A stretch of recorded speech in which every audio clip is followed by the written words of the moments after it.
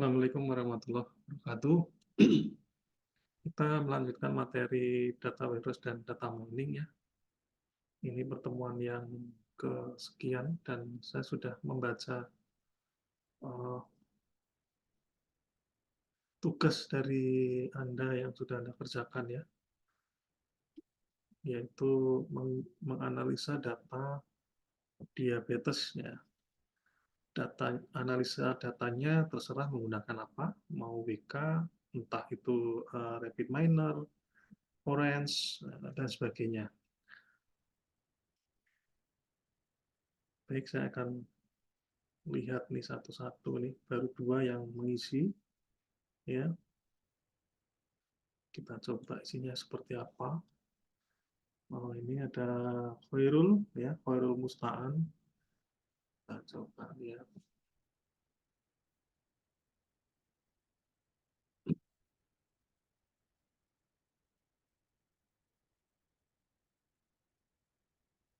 Ya, Khairul ini pakai Rapid Miner ya.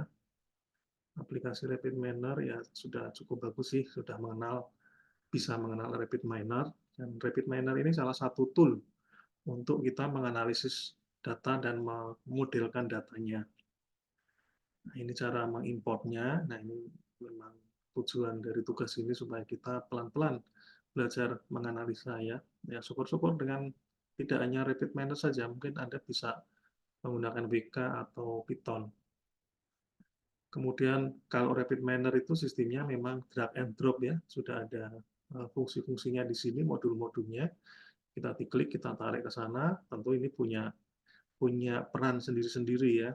Ada yang untuk mendeteksi missing value, ada yang untuk memodelkan ya. Di sini ada memodelkan decision tree, kemudian muncul hasilnya.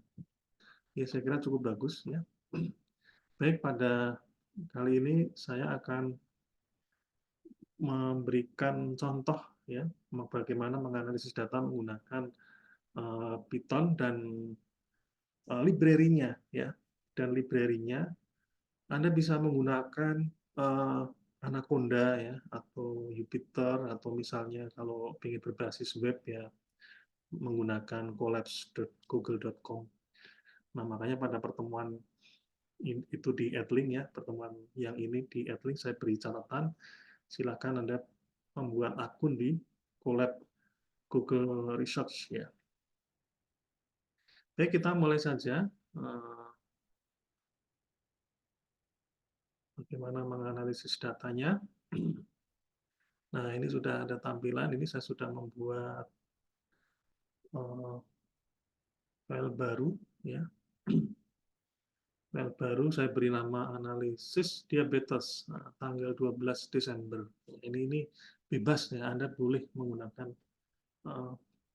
nama apa saja terserah ya, ini untuk memudahkan saya saja supaya bisa ingat oh ini dibuat tanggal 12 Desember gitu ya. Nah, yang pertama kita harus meload data dulu, datanya seperti halnya yang dipakai oleh Pak Khairul ini, Musta'an ini harus menampilkan ya atau loading datanya dulu baru bisa dianalisis. Apakah kita bisa menuliskan datanya di sini keseluruhan dalam bentuk teks? Ya bisa saja. Tapi kalau datanya 100.000 baris CSV gimana di file CSV atau Excel? Kan tidak mungkin gitu ya dituliskan di sini gitu. Maka kita harus memanggilnya dengan cara seperti ini ya. Ini diklik upload to session ya, diklik. Kemudian saya sudah punya data diabetes.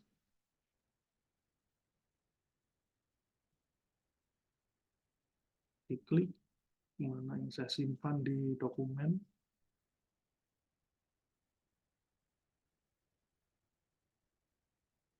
Nah, ini dia. Ya. Oke. Nah, ini ya. Ini di sini sudah muncul datanya. Kemudian di sini untuk ada code dan ada teks. Teks ini untuk memberikan suatu komentar. Kalau code ini untuk memberikan suatu komennya ya, programnya atau source-nya ya, source code-nya ya. Kalau teks ini memberi apa ini informasi atau ya memberikan komentar lah kalau di pemrograman.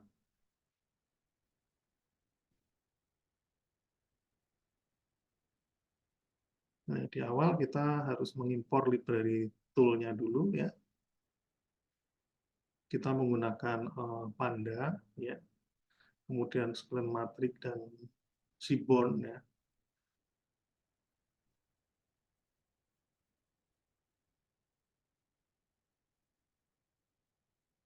Ini kayaknya lambat ya.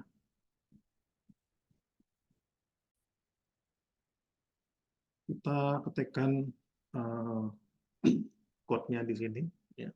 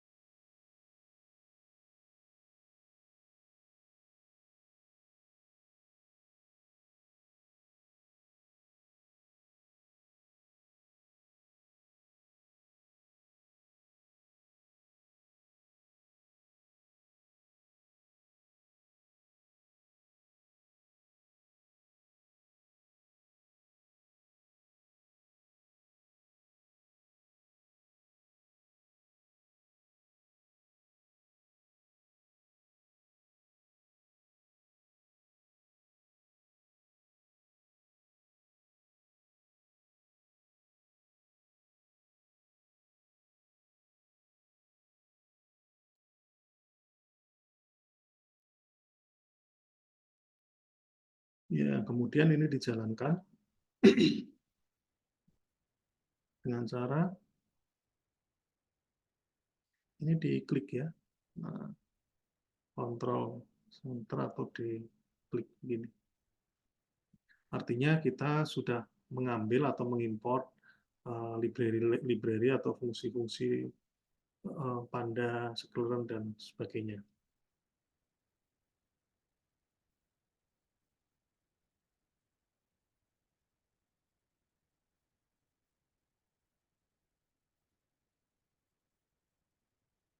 Kemudian kita mengkopikan eh,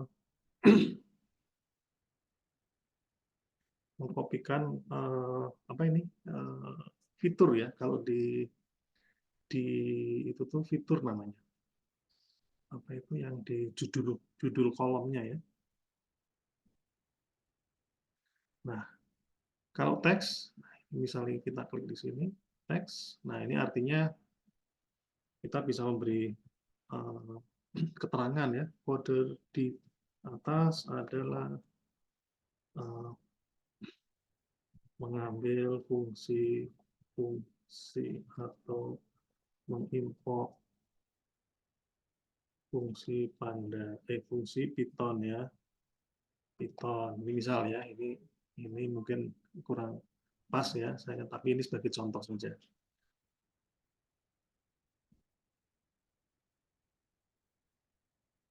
Oke, sudah. Kemudian selanjutnya kita akan mengambil datanya ya,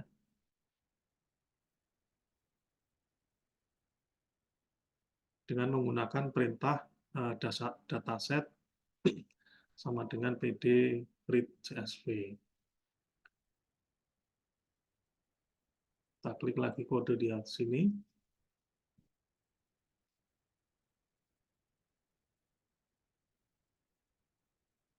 Pd read underscore csv. Nah, ini lokasinya ya. Lokasinya di mana? Lokasinya ya ini. Ini di klik kanan, diabetes CSV ini klik kanan, kemudian copy path. Copy path di sini. Copy path, taruh di sini. Ctrl V. Nah, udah. Kemudian kita loading, running ya. Ya, sudah kita jalankan, kita tampilkan dan dataset di atas maksudnya.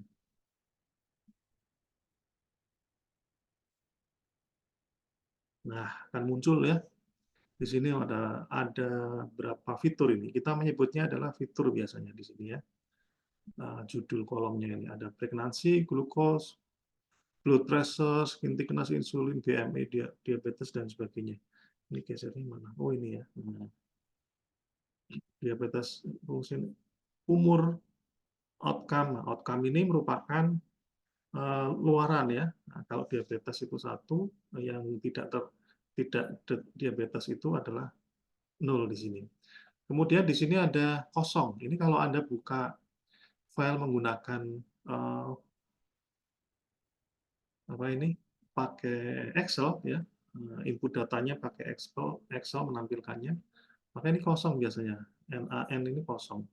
Ini yang biasa disebut sebagai missing value ya. Missing value itu macam-macam, ada yang kosong, ada yang datanya apa ini tidak sesuai dengan peruntukan ya. Misalnya blood pressure atau tekanan darah. Tekanan darah ini biasanya mungkin ya, ini perumpamaan saja biar Anda memahami, analogi saja. Misalnya biasanya 40 sampai 80 misalnya. Tapi ternyata di sini ada 100 misalnya ya. Berarti nggak benar ini, mau sih 100. Kemudian di sini ada age ya, age. Umur itu sekitar kalau di Indonesia biasanya dari umur 0 sampai 100 tahun. 100 tahun itu yang paling tua. Nah, kemudian ada data umurnya yang berisikan 300 tahun. Nah, kayaknya kan nggak mungkin ya. Nah, itu yang disebut uh, missing value ya, nilai-nilai yang harus dikelola nantinya. Itu bisa dianggap sebagai ini data yang harus di treatment nanti ya. Oke, ini dataset. Kita tambahkan lagi nanti di sini.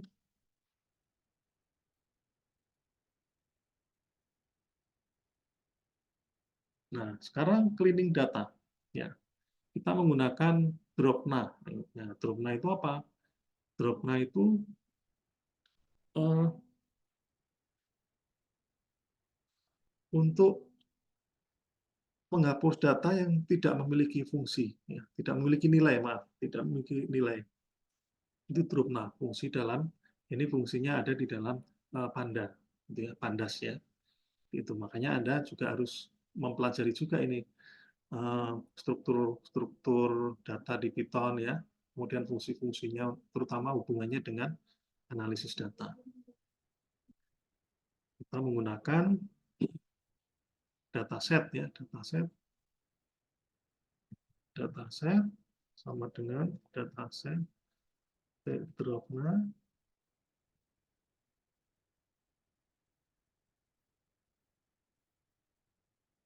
kemudian dijalankan.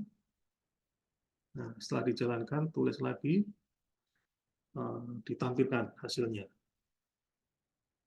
Nah, ini ya. Nah, di sini harapannya yang NAN tadi sudah nggak ada ya.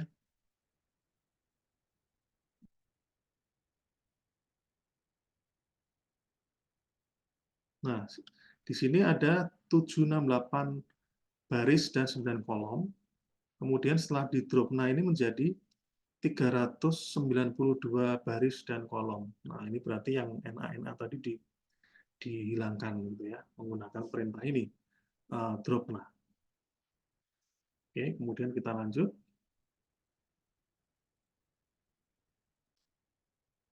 Menggunakan dataset info. Kita ingin mengetahui ini apa ini data yang di diabetes tadi, dataset tadi, itu apa saja sih ini komponennya ya, tipe datanya, kemudian berapa kolom dan sebagainya. Kita menggunakan perintah dataset.info. Ya. Nah, info sendiri merupakan fungsi di Panda yang untuk menampilkan itu tadi ya, tipe data, kemudian apa ini nama kolomnya dan sebagainya. Dataset.info. Nah, jalankan. Nah, di sini dataset ini ya ada 8 kolom ya, atau 8 fitur ya, biasanya kita menyebutnya. Ada pregnancy dan outcome. Oh maaf, bukan 8 sebetulnya. 7 ya, karena ini ada nolnya. Nah, tipe datanya adalah integer, ada float, ada integer. Pregnancy ini integer, float ini ya pecahan ya. Kita sudah paham ya, kalau mahasiswa ilmu komputer ya seperti kita ya paham ya. Nah, di sini sudah diketahui pregnancy, glukosa, blood pressure. Ini untuk mengetahui data, hal-hal yang terkait dengan data. Kemudian kita ingin mengeplot nih, berapa yang terkena diabetes dan berapa yang tidak. Kita menggunakan SNS palet ya. SNS palet itu untuk menggambarkan apa ya? Grafik ya. Grafik di dari data di atas ya.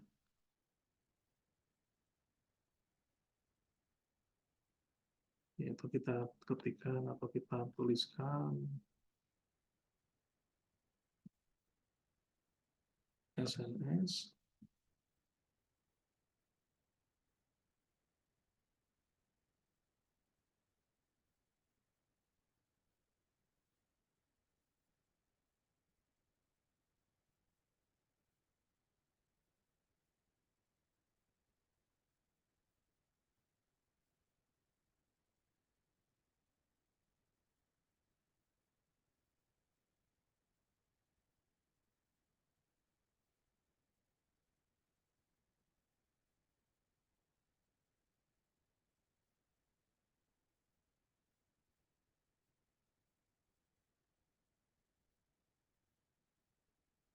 outcome, outcome-nya pakai gede.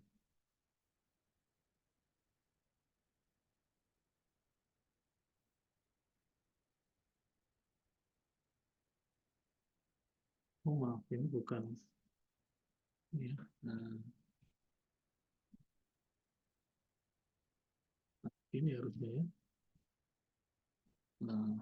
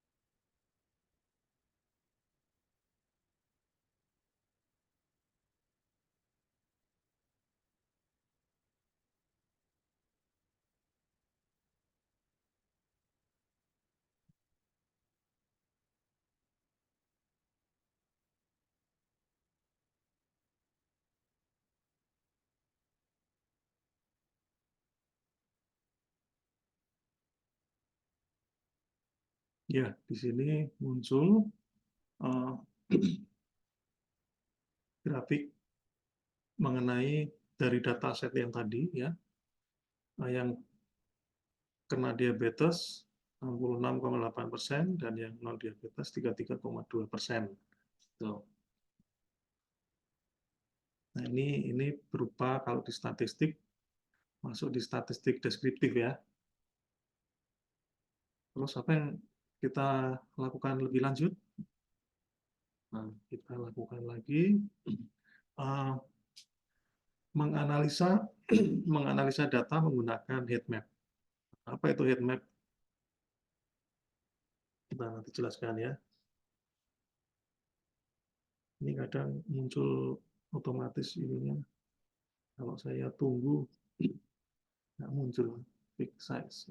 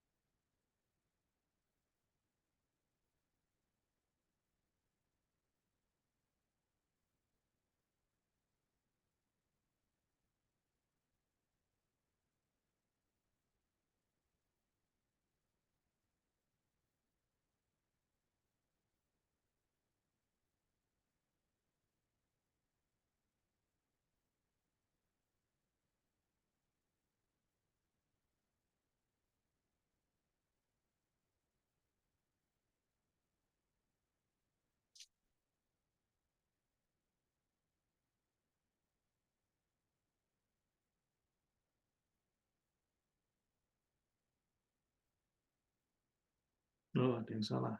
Salah penulisan mungkin ya.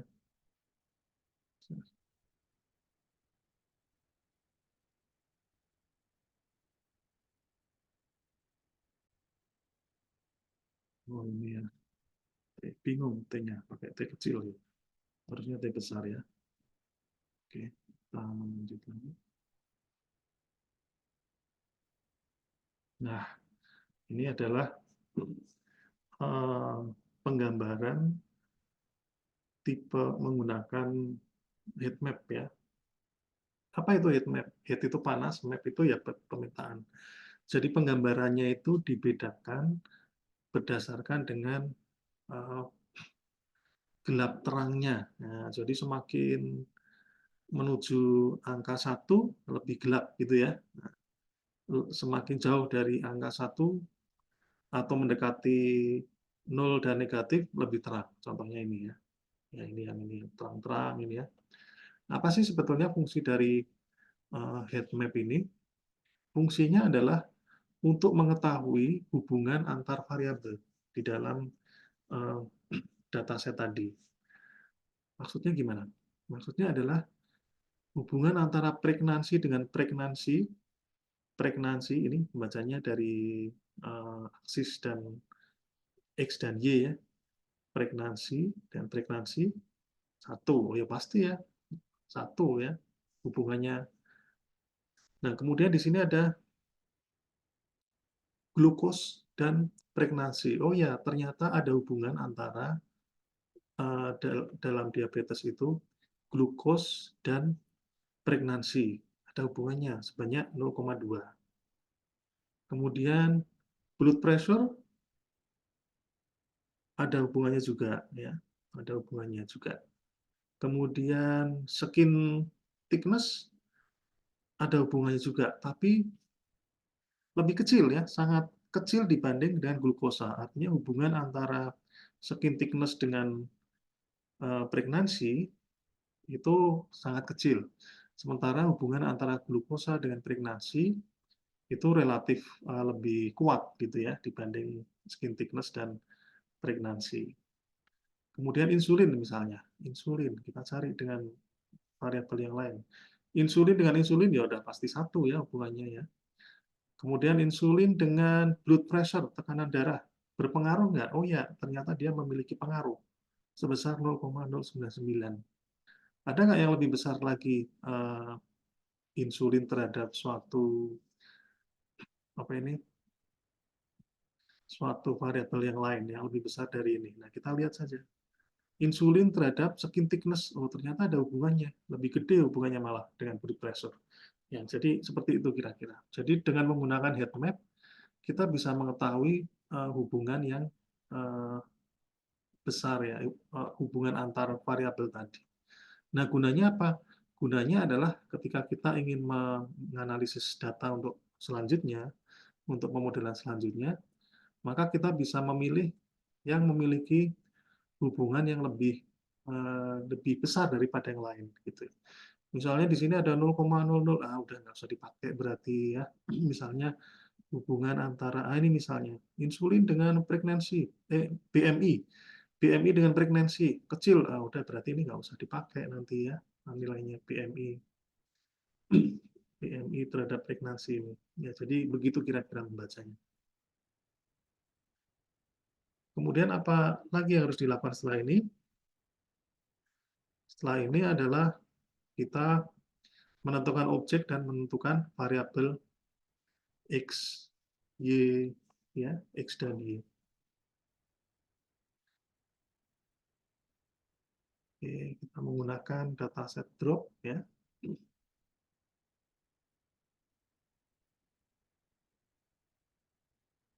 Kita klik lagi kode di sini. Nah, kemudian ini Y-nya sebagai outcome-nya ya.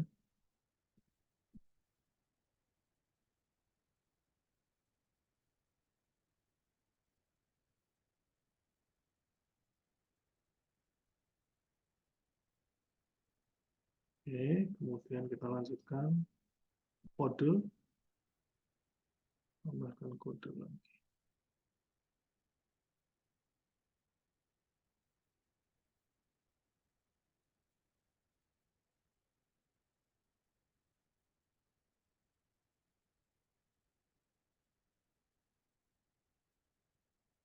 Kemudian kita tampilkan X, X ini.